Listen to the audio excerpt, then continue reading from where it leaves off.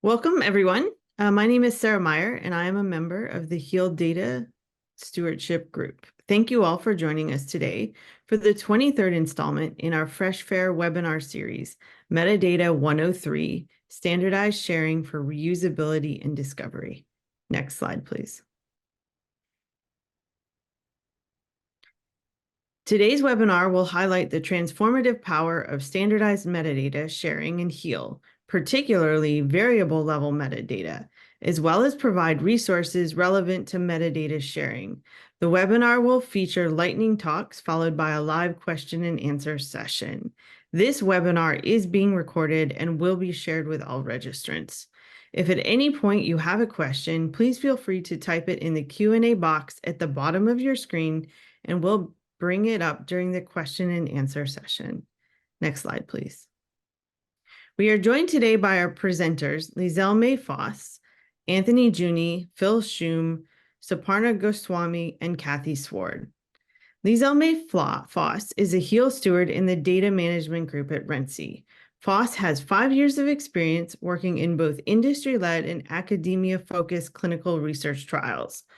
Working previously for a large contract research organization, she was involved in the management of several study sites within a given trial, ensuring that proper documentation and clinical procedures were followed. She has worked closely with PIs to ensure that study visits and other study-related tasks run smoothly and efficiently during her time as a clinical research coordinator for a medical university. As a HEAL steward, Fos integrates her background to support investigators in the HEAL ecosystem by providing guidance and strategy for data management.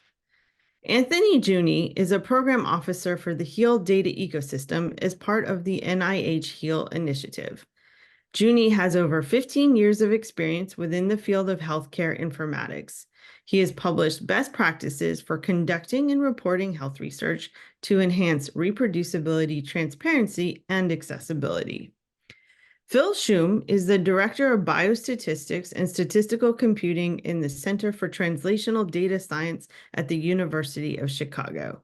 He has served as Technical Director for numerous data coordinating centers, including the NIDDK-funded Inflammatory Bowel Disease Genetics Consortium and the International IBD Genetics Consortium, for which he has led the development of a data commons. He is co-PI with Robert Grossman of the HEAL Data Platform and co-leads the Data and Analytics Support Core for the NIDA-funded Justice Community Opioid Innovation Network, also known as JCOIN. Dr. Suparna Goswami is a senior research scientist at RENC and a co-lead of the Community Data Standards and Knowledge Graph Search Group for the NIH HEAL Data Stewardships Group. Goswami has several years of research experience in the areas of innovation management, user experience research, quantitative research methods, and in leading interdisciplinary multi-institutional research projects. In addition to her academic background, Goswami has years of industry experience in the development and implementation of large-scale multi-organizational information technology systems. She has published in premium journals and conferences in the areas of information systems management and computer-human interaction. Dr. Kathy Sward is a professor in nursing with a joint appointment as a professor in biomedical informatics at the University of Utah, and is an investigator at the Utah Data Coordinating Center, specializing in clinical research informatics. She has extensive experience with informatics to support multi-center trials. She is MPI for the Utah HEAL ERN Data Coordinating Research Center, known as the DCRC, as well as co-investigator for the Collaborative Pediatric Critical Care Research Network, known as CPCCRN, and leads the Utah HEAL Data CDE team. Next slide, please. Today's session marks a continuation in our webinar series about metadata. This webinar presentation follows our presentations called Metadata 101 and Metadata 102, which can be found on our website, healdatafair.org. The objectives for today's webinars are to highlight how the HEAL data ecosystem utilizes diverse metadata, particularly variable level metadata, or what we call VLMD, through HEAL examples, as well as to share resources relevant to sharing variable level metadata. I will pass the presentation over to Liezl Mae Fos.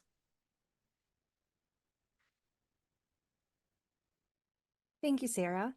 Next slide, please. So for this portion, I will do a quick refresher or a crash course on defining the different types of metadata. This will aid in the understanding of how the HEAL data ecosystem uses metadata that aligns with the FAIR principles of data sharing. Next slide, please. So the first type of metadata I will be going over is study-level metadata. Study-level metadata serves as a comprehensive descriptor for individual HEAL-funded studies, incorporating identifiers that link data specifically to each study. Study-level metadata facilitates the discovery of studies by providing detailed fields, such as the host institution and investigator information, as you can see on the slide, which is essential to making sure a study and data associated with that study is findable and accessible, adhering to the FAIR principles of data sharing. So let's take this metaphor for example. The system of metadata can be compared to a book cover offering a snapshot that allows users to find and access detailed information about a study, thereby enhancing the ease with which research data can be located and understood within the expansive digital library of HEAL Initiative studies. One of our lightning talk speakers will discuss the HEAL data platform, highlighting how the platform utilizes study-level metadata to enhance the findability and accessibility of research data. Next slide. Another type of metadata is variable level metadata, also known as VLMD. And VLMD describes the variables collected as part of a HEAL study, with each variable representing a distinct piece of collected data. Variable level metadata is sometimes referred to as a data dictionary or a codebook. And this type of metadata complements and enriches the understanding of study data by offering detailed descriptors about the variables measured within a study.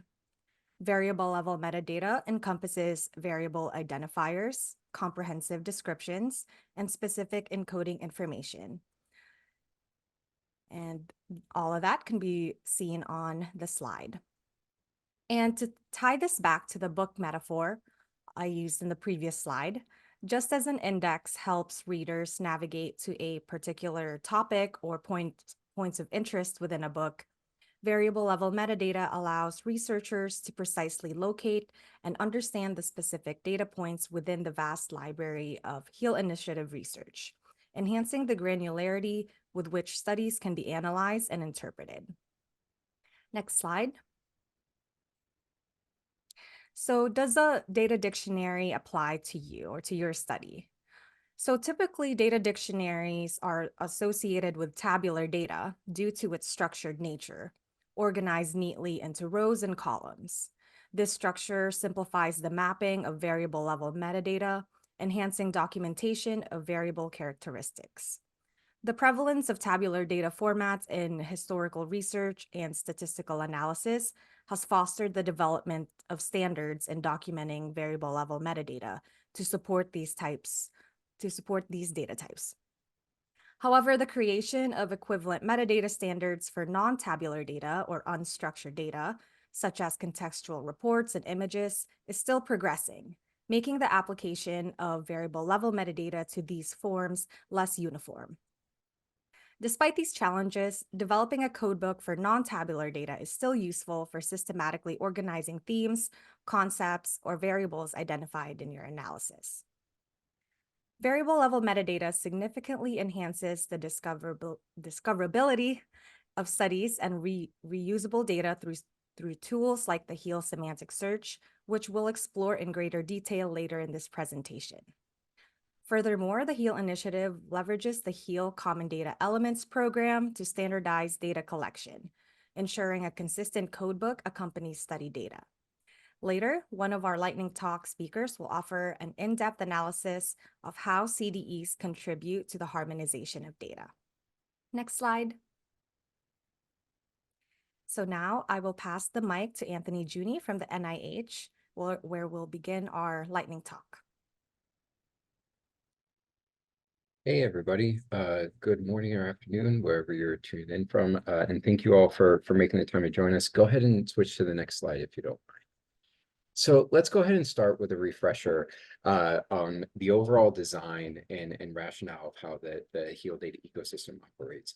So on the right side of the screen, you'll see what we refer to as the HEAL data platform or HEAL semantic search. There's two different options here for searching and exploring relevant studies and data across HEAL.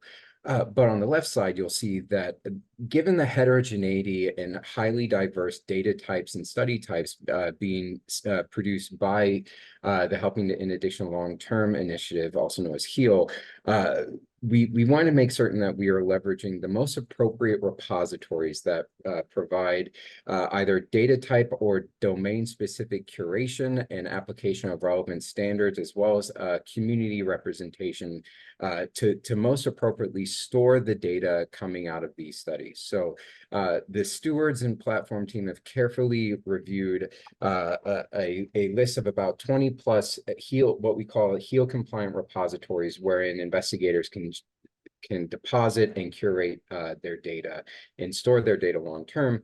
And the HEAL platform and HEAL semantic search will, leveraging valuable metadata, will support multiple different search use cases to find relevant HEAL studies and find the data that's available within those external repositories.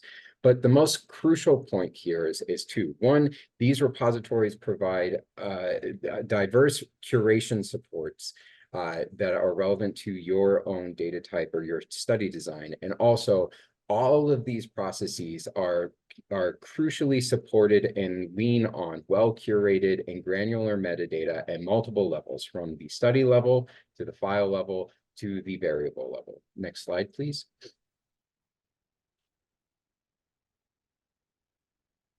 As Liezl expertly demonstrated, variable level metadata describes the data collected by a study in machine actionable standardized format.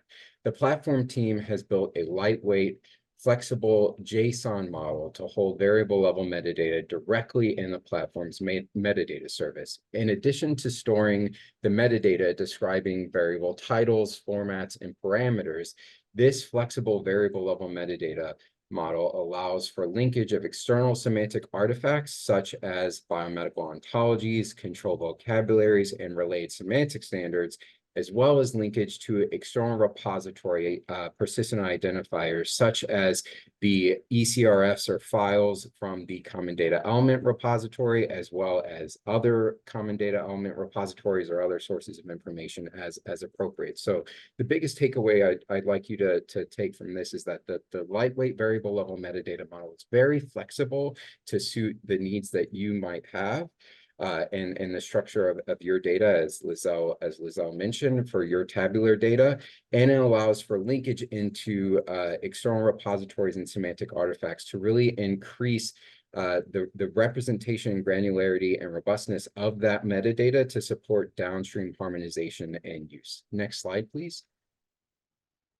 Let's walk through a quick example of how this looks in the platform, and you'll learn more through additional lightning talks today about just how much value can come from this variable level metadata. So here you will see a study page in the HEAL platform, which is the Kentucky Women's J-Coin study, and one arm of the J-Coin study at the Kentucky from the Kentucky Women's study. Here you'll see how all of the relevant metadata is organized in that study page to support exploration of, go ahead and click one more, exploration of all the underlying data, as well as allow for that available metadata for easy exploration of study concepts and content, as well as easily navigate how to download the available data, the available metadata, and support the use of that data, both in the computational workspaces that the platform provides, as well as wrapping and downloading that into your own machine as appropriate. Next slide, please. Most importantly, in the back end, this slide demonstrates how the study metadata records index the data dictionaries associated with this study. You can see how each data dictionary is assigned a unique persistent identifier within the platform's metadata service. Thus, all the multiple levels of metadata describing the study and the data it collects are cleanly organized both for search as well as additional uses of that data at metadata as seen fit.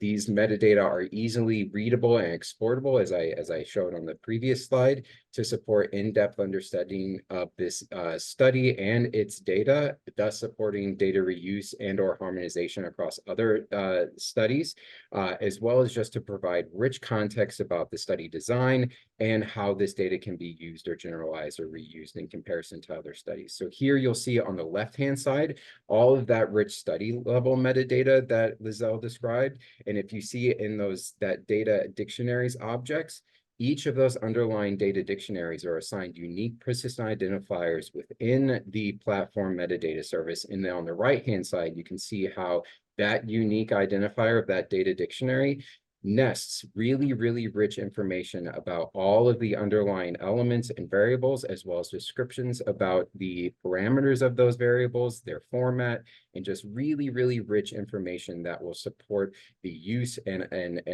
generalization of that data. Next slide, please.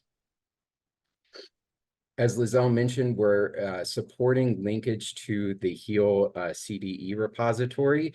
The main benefits here is that this provides more reliable metadata by leveraging those external stores, and it reduces the burden on investigators to not have to re-report or re-document their CDE information, because we're able to leverage that variable level metadata that's stored within that CDE repository to reduce the need for you to have duplicative documentation of the metadata and data that you're using. And this supports the overall standardization and quality of that metadata, and supports multiple different search use cases, as you can see documented below, from finding studies that are leveraging similar CDEs to linkage to those external CDE repositories to get more robust information about the underlying data itself. Next slide, please. I want to leave you all with a few quick call to actions. I go ahead and click all the way through to open up all the additional animations. Firstly, no data you can at any point in your study time period go to the platform and register your study and submit the relevant metadata at the study level and variable level as we described above. Also, I ask that you send your data dictionaries. There's two different options we have here. Either you can directly email the stewards at that path that you see on the left-hand side of your screen and directly email your data dictionaries to the stewards. Or if you'd like to explore some of the utilities and tools that we have to support curation of your variable level metadata, you can leverage the VLMD utilities that are linked there at the bottom right side of your screen. Next slide, please. Finally, the stewards have built on their resource page, you'll find an easy to navigate step-by-step guide walking you through each process for aligning with the HEAL data sharing policy. They've also recently launched a tracker wherein you can search your study's award number and see your current compliance status.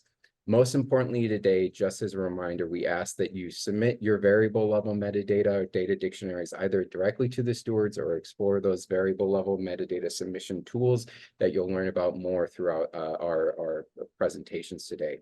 Finally, on my last slide, go ahead and go to the next slide. You'll have a number of different resources that I urge you all to explore today and as your time allows. And with that, I'll go ahead and pass it off to Phil for his presentation. Thank you. Thank you very much, Anthony. My name is Phil Schumm, and I'm going to give a brief overview of the HEAL data platform, or if you've seen it before, possibly even used it, just a brief reminder, focusing specifically on just one thing, which is how investigators can get their metadata into the platform to permit all of the features and functionality that Anthony just described and that you will hear described in talks following mine. Next slide, please. So the HEAL data platform basically allows three things. It allows users to search for HEAL-funded studies and data. It allows them to access data that are stored in HEAL repositories, and allows them to use secure cloud-based workspaces to analyze those data. And the most important thing to communicate here is that everything we're describing here will increase the likelihood of users finding your study and using your data. That's what my short talk here is really all about. Next slide, please. So the first thing as an investigator that you need to do, and you can do this as the PI or any study team member, you may delegate this. The first thing to do is to find and register your study on the platform. So if you simply direct your browser to healdata.org, you may search based on a number of things. All HEAL-funded studies have been preloaded into the platform with a fair bit of information that we have harvested from NIH Reporter and clinicaltrials.gov and sources like that. Here you see me doing possibly the easiest thing that would occur to folks, which is to find a study simply by the investigator's name. And in this case, I found one study. Of course, some investigators may have multiple HEAL-funded studies. I can then go ahead and click on that record. Next slide, please. To open a study page, which you've already seen. Anthony showed you at least one of these. And this opens all of the information regarding the study, and it gives you a permalink up in the top right there I would direct you to, which is a permanent durable link that you can use all over, essentially to direct users to this study on the platform.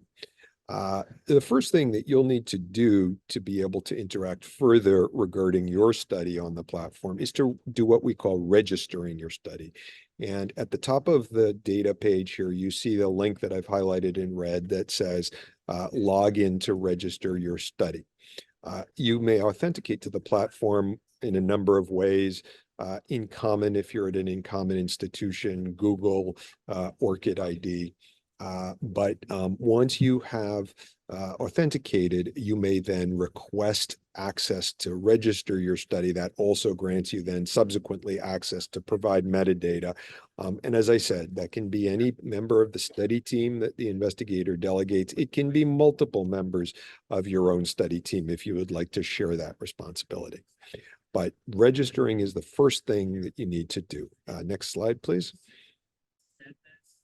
Okay, now this simply illustrates one way that you can find a study on the platform according to the metadata that you provide after you have registered. You can see here, I am looking at all of the studies that currently are housed at ICPSR, which is one of the HEAL compatible repositories. And you can see furthermore on the left there, I'm using a series of filters to further restrict my search based on available study level metadata.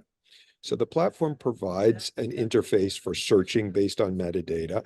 The Steward's DUG tool provides another that does very different kinds of things, but that just gives you an example of what users can do once you have registered and provided your metadata. Next slide, please.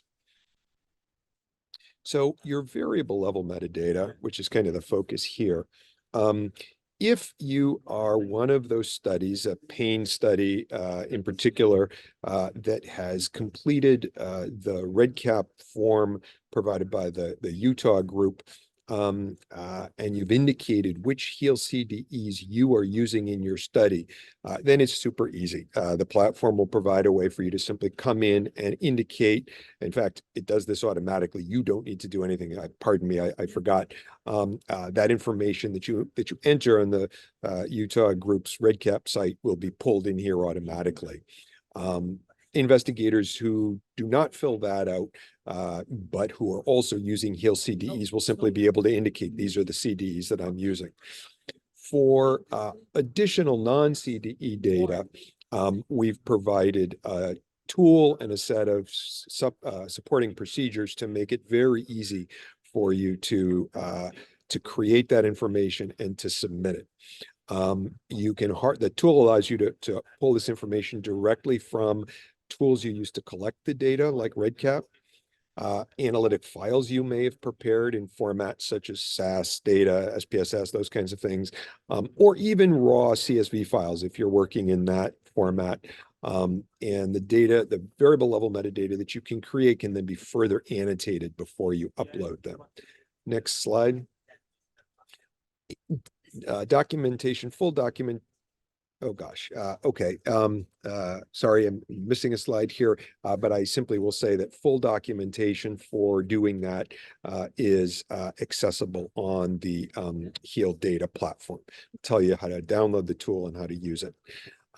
Once you've created one or more files holding your variable level metadata, you can come back to your data page, just as I showed before. And after you have registered your study, you will then have the ability to submit a data dictionary, and it'll appear to you once you've been granted access right on the top of the data page as I'm showing here. Next slide, please. And then this simply, you've seen something very similar to this before. This is just how users can then come and download those variable level metadata once you've provided them. Next slide, please. They do it from the data page as well. So just in summary, the value of registering and providing your data, you make it easier for researchers to find and learn about your study. But a couple of additional things that really help you as an investigator. The first is the procedures that I just described actually also can be used to make it easier for you to get your data ready to submit to a repository. So instead of extra additional work, this can actually help you out in doing that. Those metadata, once you've provided them to us, not only allow a person to learn about your study, but allow them to do actually concrete kinds of activities, including harmonizing their data or pre-harmonizing their data against yours. And then finally, this is of course required for HEAL format study or HEAL funded studies. And then one final slide, I'd just like to point out, if you're next slide, please. If you are a HEAL funded investigator who already has data that you would like to share, please first start with the stewards to have them help you find and identify an appropriate repository. In parallel to that, you can go ahead and register your study on the HEAL data platform if you haven't already, and provide both your study level and variable level metadata. And then finally, both the stewards and the platform team can help you get your data together, give you some guidance, share resources, that sort of thing, to submit to the repository. Thanks very much for your attention. That's all. We have two points. The first one, and do we have a second one? Yeah, thank you, Phil. And my name is Suparna Goswami. I am the stewards or a member of the HEAL Stewards group. And in this section of the presentation on metadata, I'll talk about HEAL Semantic Search. You may have heard Anthony and Phil referring to the HEAL Semantic Search. So where does HEAL Semantic Search fit into this discourse surrounding metadata? So that's the question that I'll try to answer through the next few slides. Next slide, please.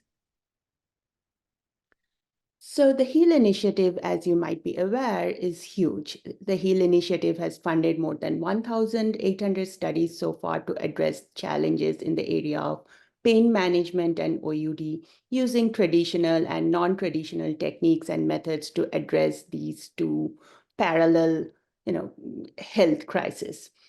So HEAL-funded research covers a large gamut in terms of the nature of the research, the methods used, and the data, like the different types of data is being collected. Being able to make sense of this immense data ecosystem, find data that is of relevance to a user, identify the organizing themes, the common threads that might connect different studies or the data sets from different studies together, that is a challenging proposition. So as a user, how do you find other studies that you would like to connect to, you would like to explore and find? HEAL Semantic Search is a way to overcome this challenge. And how we do it is we use a knowledge graph to categorize and organize the data. And by doing that, HEAL Semantic Search makes HEAL data more findable and accessible. Next slide, please. So what can HEAL Semantic Search do? It finds biomedical concepts that is related to the user's search terms. So it's not just looking at the exact word or the exact text that the user meant to search for, but it also looks at other concepts such as like diseases that might be related to the user's search term, body parts, human anatomy that might be related to the user's search terms, different chemical entities or like molecules, drugs that might be used to treat certain diseases, certain conditions. So what it does, it first looks at the terms, it finds synonyms for the terms, it identifies their type, whether it's a phenotype, a disease, or an anatomical entity. And then it identifies data sets and variables of interest and therefore opens up opportunities for finding, accessing, and reusing the data for secondary and meta-analysis. At the end of the day, the whole purpose of this HEAL data ecosystem is like with all the tools and the resources that the Stewards platform and NIH has created for for the researchers to share their data. The purpose is to make the HEAL data fair, and that can be done. And the purpose of this fairness is to enable people to carry out secondary and meta-analysis on the data. And that is the goal that the HEAL Semantic Search tries to serve. And this is done by linking through standardized measurement instruments such as CDEs and connecting variables within the data sets to the different biomedical concepts. Next slide, please. And how does HEAL Semantic Search make HEAL data findable and accessible? By ingesting the variable level metadata or the data dictionaries. So we have already heard quite a bit about variable level metadata, what it means and what is its importance or relevance in the HEAL data ecosystem, and how you can contribute your variable level metadata, or in simpler terms, the data dictionaries from your research data to the HEAL data ecosystem. And it does it, and how does it do, what does it do with the variable level metadata? It uses biomedical knowledge graph to connect concepts to data sets, variables, and CDEs. Next slide, please. This is a little behind the scenes of how HEAL Semantic Search does all these things without going into too much detail. So what HEAL Semantic Search does is we ask researchers to send their data dictionaries, or we pull variable level metadata from platform, and we process this variable level metadata. So there are a number of steps. I don't want to go into the details of it. Of course, anyone who is interested, feel free to contact the stewards later on, and we'll be happy to discuss with it. So it does named entity recognition. It does a concept expansion. It uses a knowledge graph to expand concepts, and then it uses an Elasticsearch technology to create a knowledge graph, which is based on the HEAL data and the HEAL variable level metadata that has been ingested. And this is then stored in graph databases. And when a user goes and uses the HEAL Semantic Search user interface to search for the data, then it is presented to the results from this knowledge graph are presented to the user. Next slide, please. So this is a little pictorial overview of how HEAL Semantic Search presents results. For example, here the user has searched for back pain. So in addition to returning results for back pain, HEAL Semantic Search will also show you results that are not just back pain, but other terms, other diseases, other classes of pains, which might be related to the back pain. So for example, chronic pain, back pain is a type of chronic pain, or fibromyalgia, arthralgia. These are also other types of pain. And then the musculature of the back, which is an anatomical part, which of course is related to back pain.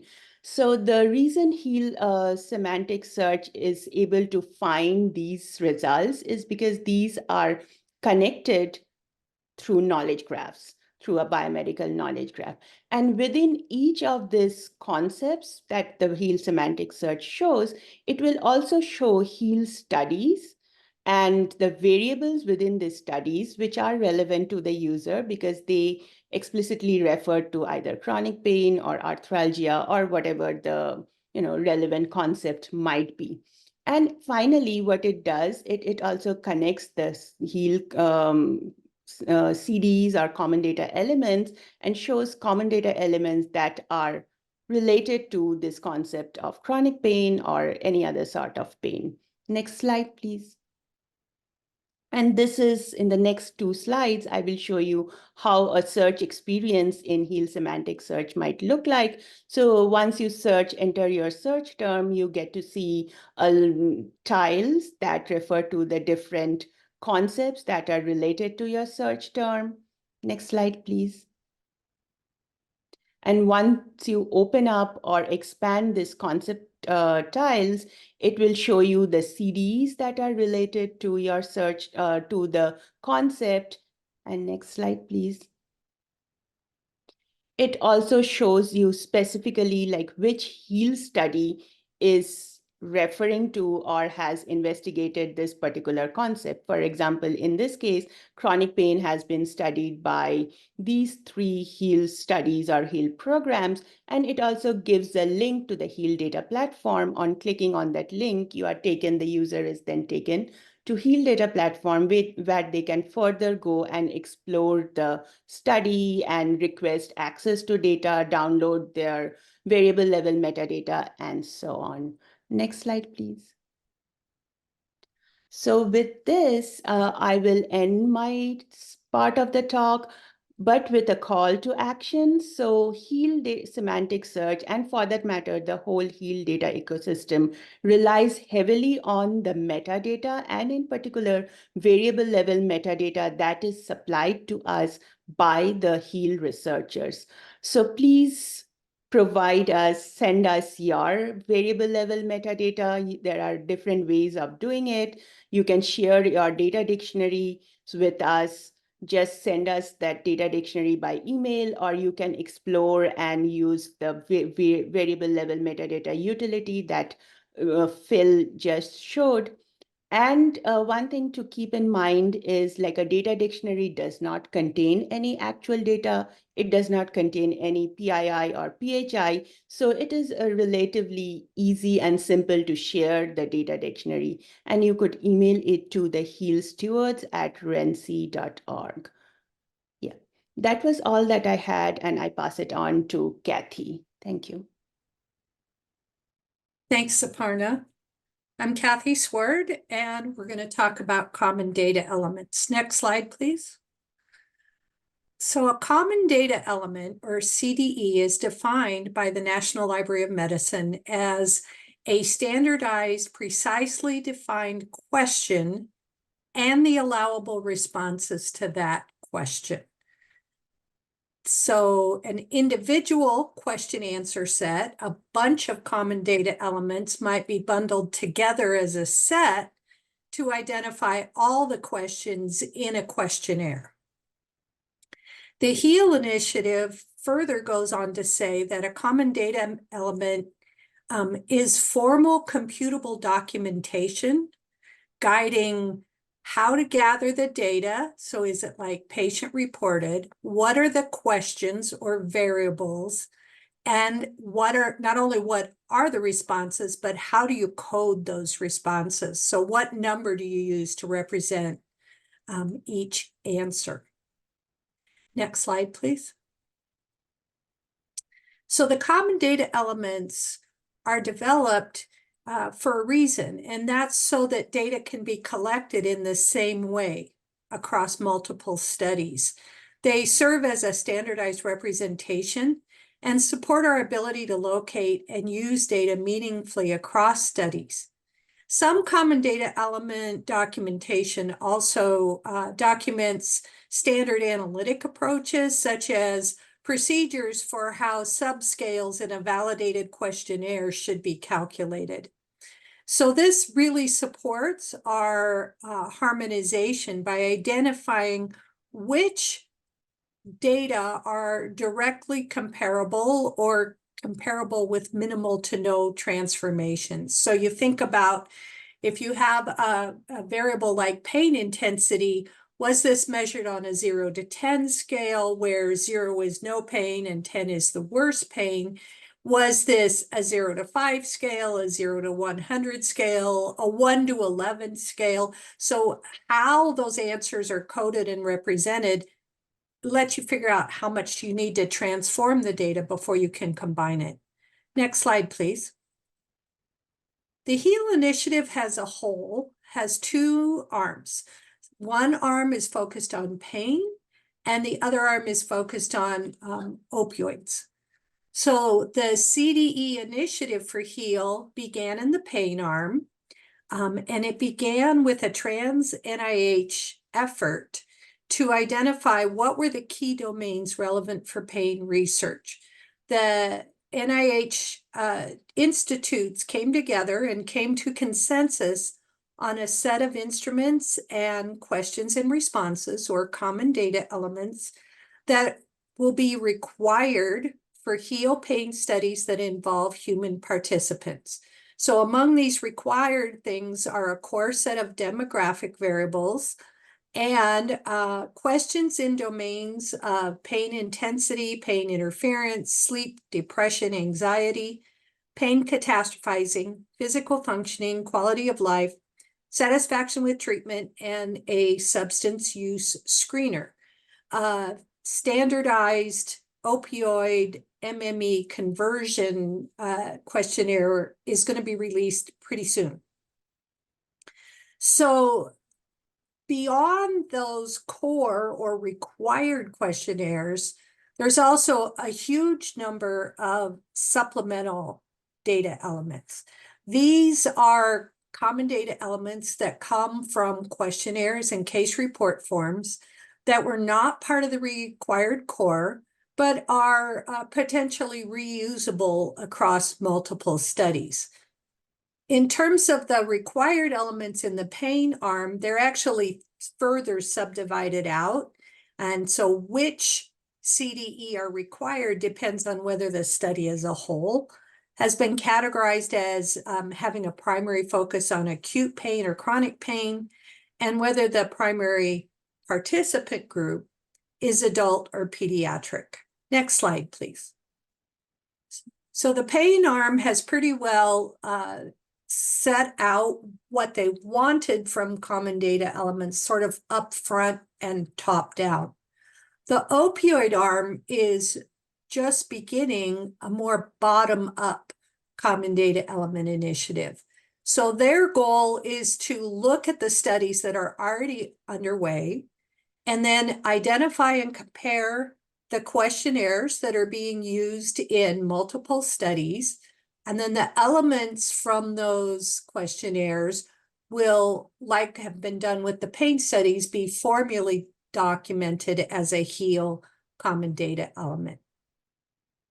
So you can see that this has sort of been an evolving situation within HEAL, but an important part of being able to help us document what are we doing and help people find our data. And in fact, using the common data elements, either directly when you're building up your study or annotating your data dictionary to link it to the HEAL common data elements, you can see how that will support the harmonization by pointing to this standardized representation. And then this allows your research to be more readily found and used. So I'm going to turn the presentation back over to Sarah. Thank you, Kathy. We'll go on to the next slide, where we are going to, on this slide, we are listing helpful resources that are relevant to sharing metadata. You can explore these links more when we send out the slide deck and in the follow-up email that will come after this presentation. Next slide, please. So the key takeaways from this webinar include highlighting how the HEAL data ecosystem utilizes diverse metadata, particularly in the HEAL platform and with HEAL Semantic Search, also highlighting the importance of standardizing variable level metadata, and particularly its role in the HEAL CDE program, and we will also share resources relevant to sharing metadata. Next slide, please. We are going to move on to the Q&A session, and all of our presenters and panelists are welcome to turn on their cameras, as well as we are going to stop sharing the screen as we begin the Q&A.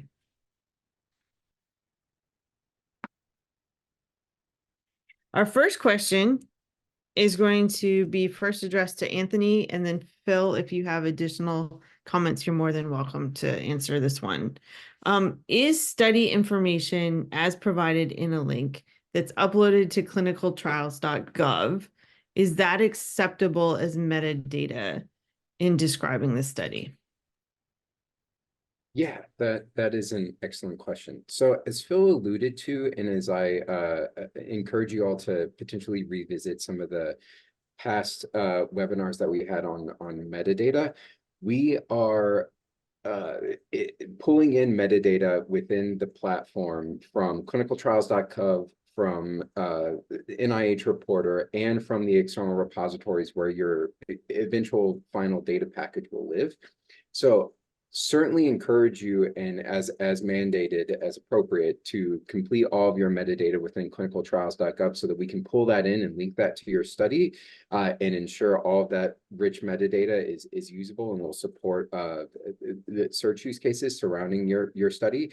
But the study level metadata model has a few additional elements that weren't in either Reporter or in clinicaltrials.gov, and provide some really rich kind of subject matter expertise into the overall design and target and objective of your study.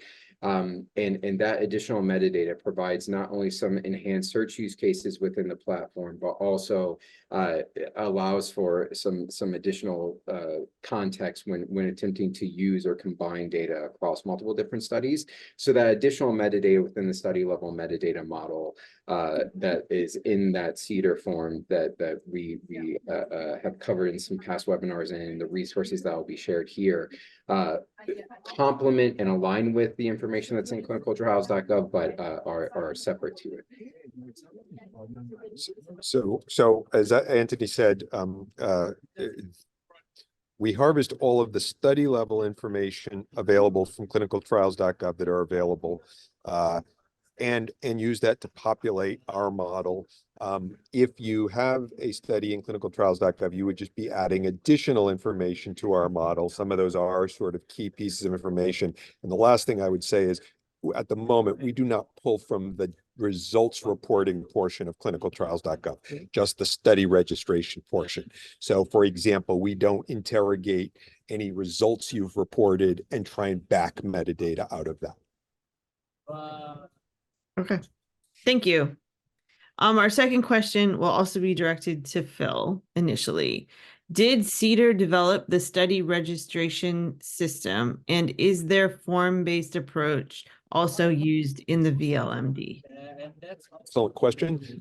They did not develop the study registration. The study registration is within the platform. We collaborated closely with the CEDAR team and continue to on the mechanism for entering study level metadata. And we try and harness all of the value of their platform as part of the entry of study level metadata. For variable level metadata, that does not use CEDAR. And the simple reason for that is that we are trying to minimize the burden on investigators.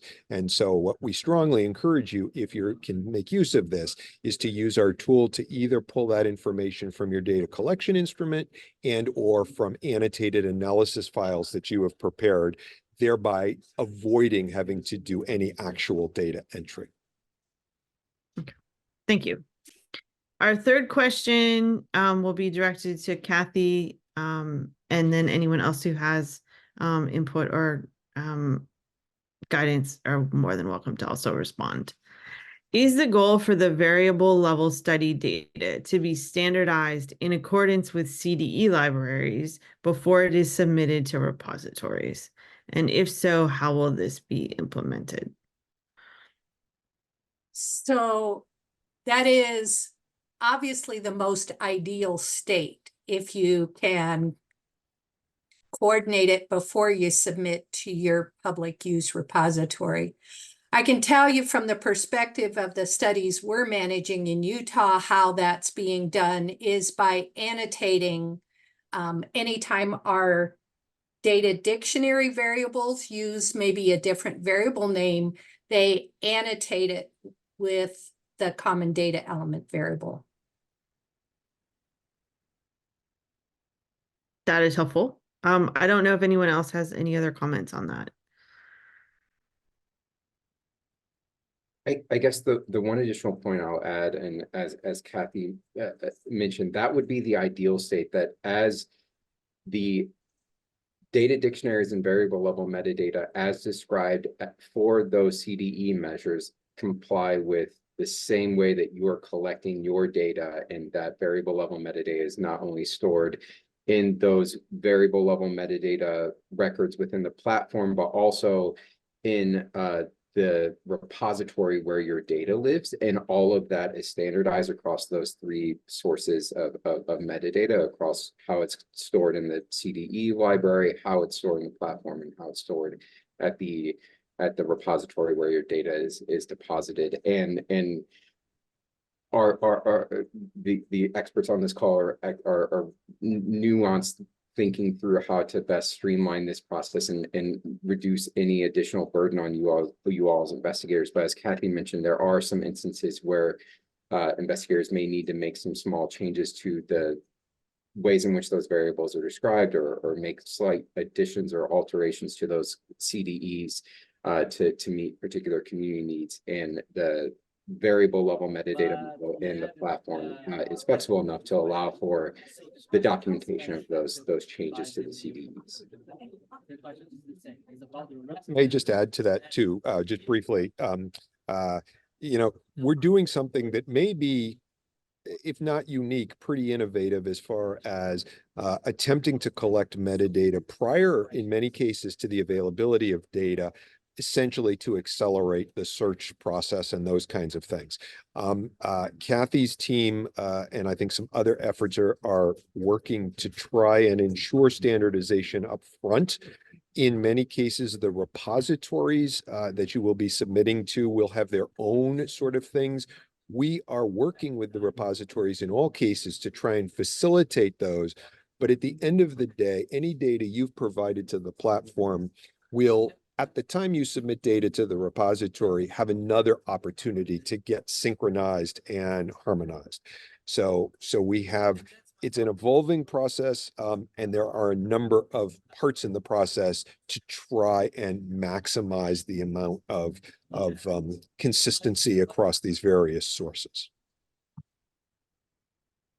Thank you. Our next question will be directed to Suparna first. Can you share more information about how knowledge graph, particularly for the HEAL Semantic Search, is created? For example, are there tools, code, etc.? Yeah, that's an excellent question. So how the knowledge graph specific to the HEAL Semantic Search is created is, like, we take in the data dictionaries as I showed, and then there are a number of steps. We use established biomedical ontologies or to connect like terms. It parses, essentially we have a tool that parses through the data dictionary, identifies terms, it annotates that terms with a biomedical concept, be it like a disease, be it a body, anatomical part of the body, or something else. And then it also uses like a RoboCop knowledge graph. This, again, like it's a biomedical knowledge graph that is developed as part of an initiative in which RENC is a part of that consortium. And it kind of hooks up to like terms and nodes within that RoboCop knowledge graph. And that generates like a knowledge graph instance of the knowledge graph that is specific to HEAL. And again, the HEAL Semantic Search is an open source software. So if anyone's interested, please feel free to contact us, and we'll be happy to share the codes or any other information that you may want, you know, to explore and see. Thank you. The next question is directed to Liezl. What is the process for submitting my data dictionary to the HEAL data ecosystem? Yes, thanks, Sarah. You can send us an email at healstewards@renci.org. And that would be the easiest method. And if you are kind of lost at how to set up your data dictionary, we also have a GitHub page developed by Platform that shows a template of how to set up a data dictionary that will be that could be easily ingested by our HEAL Semantic Search engine, and those will all be included in the follow-up email after the presentation is over.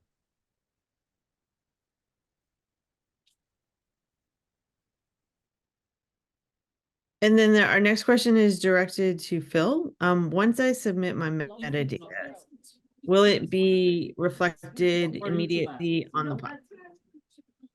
And as I read that question, it says data, but Sarah, I'm assuming we're talking about metadata there. Yes. Yeah. You can address either, but I assume it would be metadata. Excellent question. So the answer is not immediately in either case, although that will change. So for your study level metadata that you enter into CDER, that is synchronized over on a regular schedule that is in, days, not hours, and it's not in real time. That's primarily to keep load on systems down and that sort of thing. We may increase the frequency of that at some point. So it's not instantaneous, but it's, within a day or two. For the variable level metadata, at the moment, if you upload those directly to the platform, there also is a small delay, and that has essentially to do with the fact that we're still monitoring all of those as they come in so that we can reach out to you if we need to work with you at all. Once we sort of feel that that has stabilized, then those will more or less become immediate as soon as the system is validated and scanned your submission.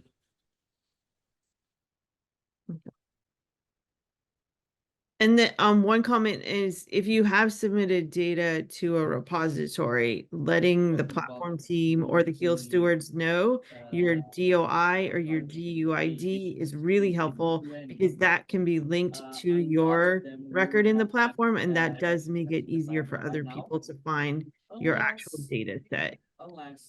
That's an excellent point, Sarah. Thank you. And I would just add to that also, whenever you submit data to a repository, you should also indicate, if you can, that this is a HEAL funded data set. The repositories all know to watch for those, and they can initiate a synchronization from their end as well. So for a few repositories, like maybe places like Zenodo and so forth, that may not be possible. But for any of the repositories where you work with a curator or a specific person, please be sure to alert them that this is a HEAL funded data set. We have one question that's come in for Kathy, and then I'll address one last question that came in about NIH funding. So for Kathy, the question is, I'm in the process of compiling questionnaires to use for my study. Am I able to see the questionnaires that have been used by other HEAL studies so that I can consider using those same questionnaires? So the short answer is yes. How to do that is twofold. Up front, there is a web page that has the Common Data Elements repository. This is searchable. That will show you the majority of the questions. You can also contact the CDE team, the project managers, and they can help you look when you're upfront planning your study. And then Platform and their search mechanisms, Phil demonstrated that there's a nice way where you can actually see. So what we can tell you is these are the questionnaires that are known to HEAL generally. And then the Platform team's search that Phil showed can actually show you which studies are using. So yay for semantic search.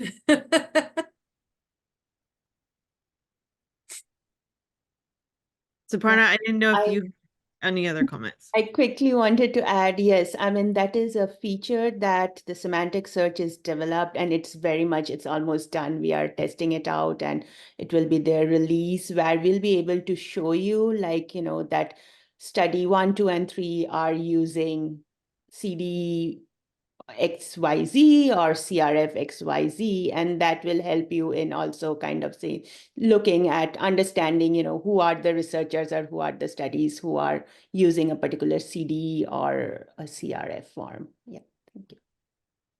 Thank you. So we have had one final question come in regarding discussing NIH funding resources and support that is available to comply with the requirements, particularly around small businesses and staff and budget effort. Anthony is writing in an answer, but if you also have questions, if you want to go ahead and share our presentation, our next set of slides will show you some resources as well as contact information where you're more than welcome to contact us and we can provide a more detailed answer. So firstly, I'd like to thank all of our speakers, Liezl Mae Fos, Anthony Juehne, Phil Schumm, Dr. Goswami, and Dr. Sward. In addition to our presenters and panelists, we would also like to acknowledge the behind-the-scenes team listed here who works diligently to bring these webinars to production. Next slide. And we'd also like to thank you as the audience for your participation in today's webinar. In addition to the recording for this webinar, we will also email everyone who has registered a list of resources. Our slide deck will be shared. There's a link to our Slack channel, and there's a Connect with Us form located in the chat. So you're more than welcome to reach out to us directly if you have additional questions on these topics, and we will connect you with the right resources. We hope that you will reach out to us as HEAL Stewards, as the HEAL platform team, the HEAL CDE team, for any questions or support as you embark on your fair journey to maximize the value of HEAL data. We look forward to seeing you at our next webinar, which will be on Thursday, May 16th at 1 p.m. Eastern Standard Time, and will focus on data repositories. Thank you again and have a wonderful day.